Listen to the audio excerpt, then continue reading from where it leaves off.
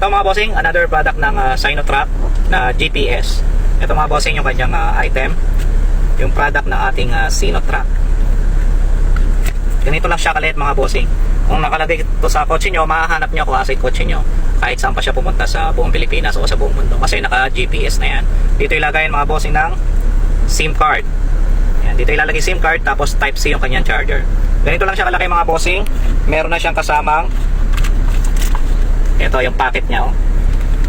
Ayan yung kanyang packet. Pwede nyo ilagay ito sa sasakyan nyo, sa motor, o kaya sa bag ng mga anak nyo.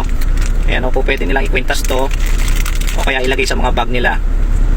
Lalo na yung mga pumapasok sa school, makihanap nyo agad sila kung saan nagpunta. Ganito yung itsura niya mga boss, oh.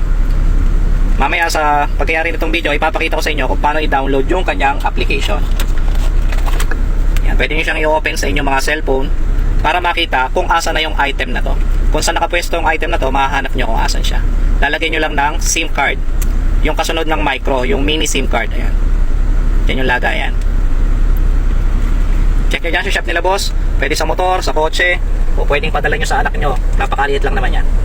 Pinakita natin na kinakabit sa kotse, sa sasakyan, o kahit sa mga bata, pwede nyo dandalin to para malaman natin kung asan sila. Napakadali lang gamitin. Meron siyang manual, meron din siyang app para ma-monitor natin kung asa na yung tracker natin. Lalagay nyo lang siya ng SIM at i-install nyo yung application. Available to sa App Store saka sa Play Store. Sa search nyo lang o kaya scan yung QR code Sinotrack Pro.